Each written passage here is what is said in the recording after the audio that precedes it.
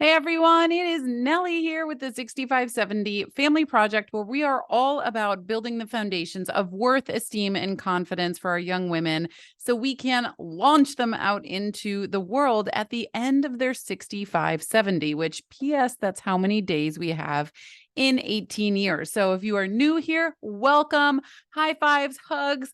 And if you have been coming here for a while, welcome back. I'm so glad that you're a part of this community.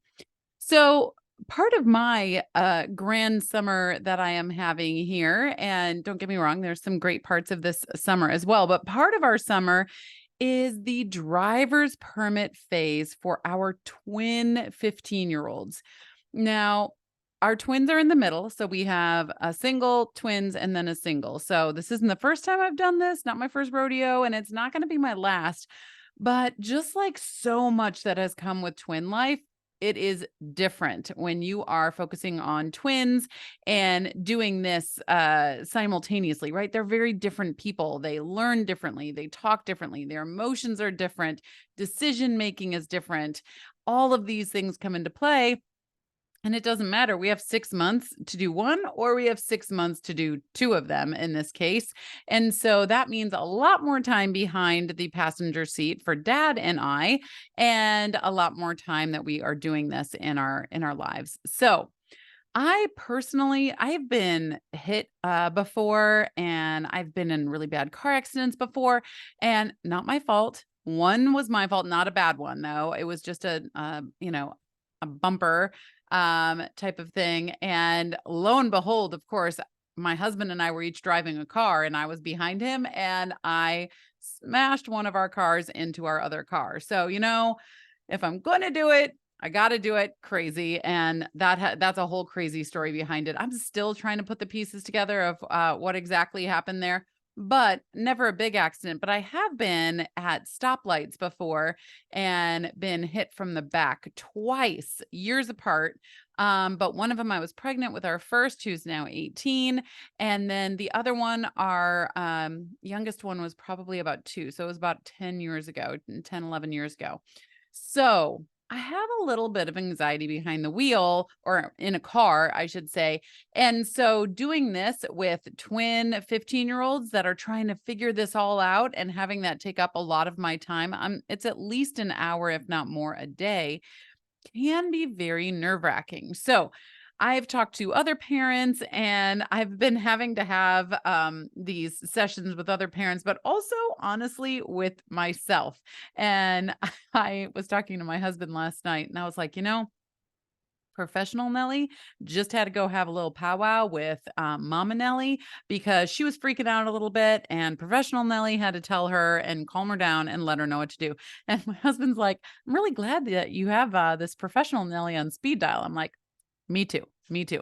So I wanted to go through some of those things with you so that you can figure out and have this in the simple, procedure, if you will, in the back of your head for when you're doing anything. Driving is just one of the examples, and it's something that we're going through in our lives right now, but it's really anything, any of the big stuff, especially the one and dones, right? There's potty training, there's riding a bike. That was a really big one. There's reading, there's writing, all of those things that once you teach them, they generally know how to do, but getting through it, whew, that can be a toughie. So I want to go through these 3 with you. Number 1 is set expectations. Okay. So we've all heard, if you've been listening to me for any amount of time, clear is kind, right? So set the expectations so that everyone is on the same page. And this is really where boundaries come in. So, and I'm just going to use the driving example now because this is the life that I am living right now, but apply it to whatever you are doing.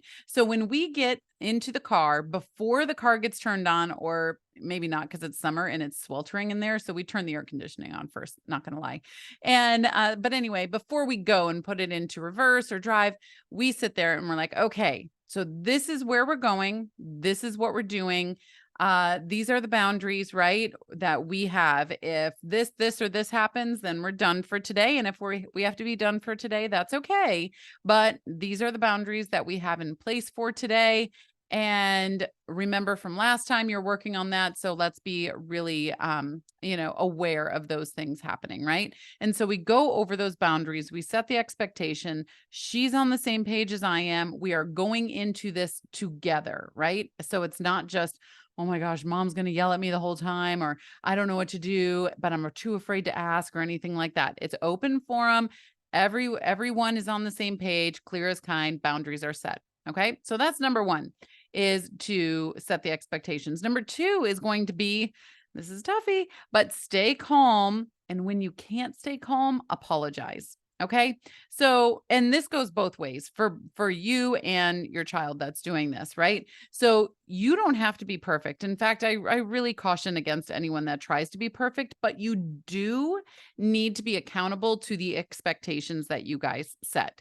So if you said, I'm going to stay calm, and if I don't, I apologize, and we'll address that when and if it comes, right? There's been some times today, for example, there was some merging onto a highway. There was definitely some crazy words that come out of my mouth, and they're not bad words. I literally just spit out words that usually have the word monkey in them for some reason. And so I don't know, it's like monkey fists beat a banana, or like crazy sentences that just come out of my mind because I'm just saying words at that point. And so I had some of those moments, little fetal position, it's fine.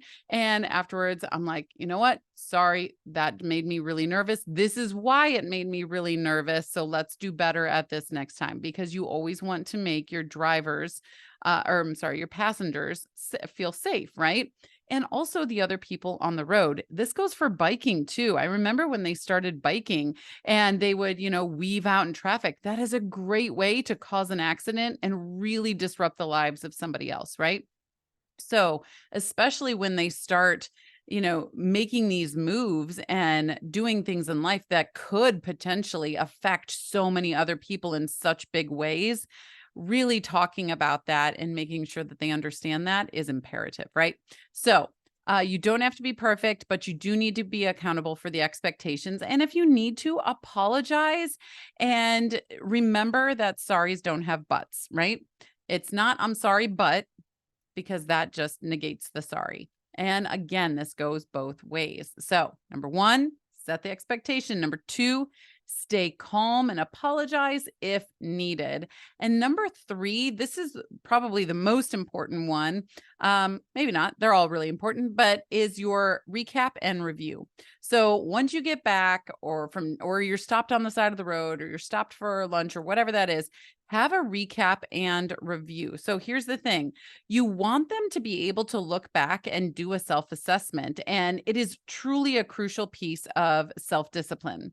If they are going to learn self-discipline, which that is absolutely the purpose of the 65-70, because we're raising adults, we're raising people to become these people that can go out there with foundations of worth, esteem, and confidence, and see a situation, figure out a way to get through it and get to the other side, right?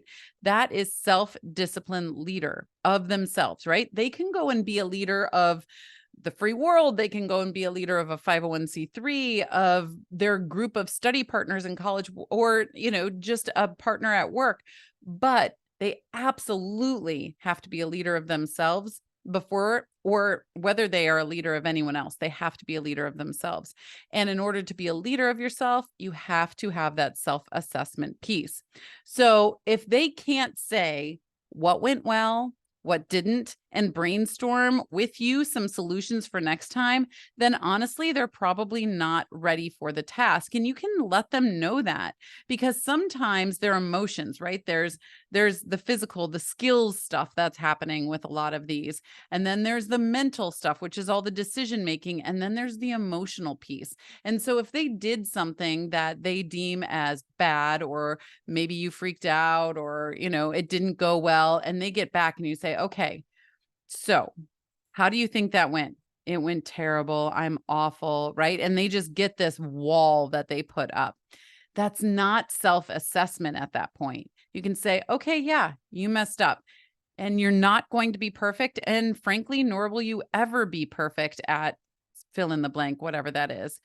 But we are going to progress and get better, and you are going to progress and get better, right? But I need to know that you see what went well, what didn't go well, and what you can do better next time. I need you to be able to see and tell me that. So you don't tell them that right away. You can give your opinions after them, but give them a chance, because if you go first, they can just copy you, right? So have them go first. And you can do this when they're super young too. Maybe they're trying to read, and you say, "Hey buddy, what do you think went well with that? How can I help you do better? How can I help you feel more at ease?" Right? What did you do well? What didn't go so well? And what can we do better next time? So all the way up, you can use these techniques, right? And then if they can't grow, sorry, if they can't grow, then you're going to keep teaching them the same 5 things over and over. And I've said this a few times now, right? Let's just take this driving example. I have like 100 things, so to speak, to teach you within the next 6 months. If we are stuck on a loop on the first 5 things, we're never going to be able to get through this.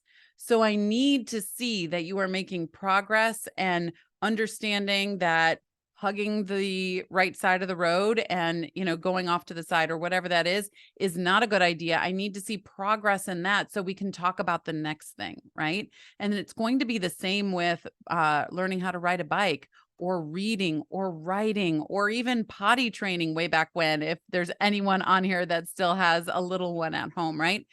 It's always incremental steps. And so helping them understand, okay, let's talk about this, let's assess this, let's get better at this so we can move on to the next thing is really important. And then some kids do well, not all. I have one kid, remember I have twins that are doing the driving thing right now. One kid does well with like a grade. Give me a grade. Give me something standardized that I could go, even though it's subjective coming from me, but give me something that's more standardized that I can go off of.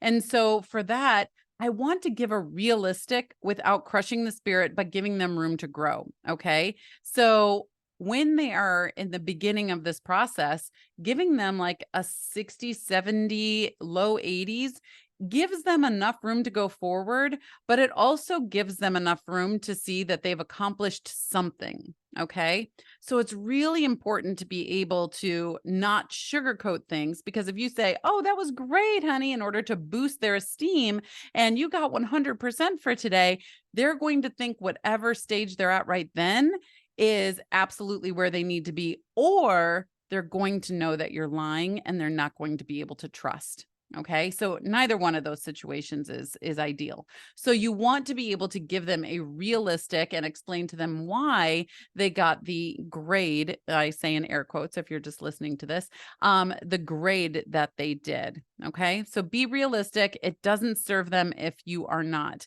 But those are really the 3 big things. You want to set expectations, stay calm, and do a recap and review, all in a loving way, right? You are building their foundations of worth, esteem, and confidence. And in order to do that, you need to be able to teach them. They need to be able to be taught. So across the street from me right now, there's a house being built, and I will tell you, the ground was really iffy for a while. There used to be something over there decades ago, and there was some sinkholes over there, and it has taken them months to prepare the ground. And then just over the last month, they then built the foundation, and then they just poured it a few days ago. And now they're waiting for it to cure. And as I'm sitting on my porch and I'm just like watching this process happen, I'm reminded of what we are doing, right? In the 6570, it has much bigger effects, right? They're just building a house. We're building a life. As architects, we are planning, designing, and building the beginning of someone else's life. That's a really big deal. That's a really big responsibility. That's a really big honor, right? And first half, we do it for them. Second half, we're doing it with them to build this foundation of worth, esteem, and confidence. It takes time, it takes intention, and then it's going to cure, and then they will be able to build their lives on top of that. So it's when I'm pulling in the driveway after a stressful drive, I see that foundation, I'm like, okay, We're building the foundation and it's okay. And we made it home. So there we go. Okay, you guys, I hope that this helped you some. You took some notes, took some mental notes if you're driving, and that you will be able to use this in all of those big teaching moments that we have with our kids. Have a wonderful day, and I'll see you next time. Bye, guys.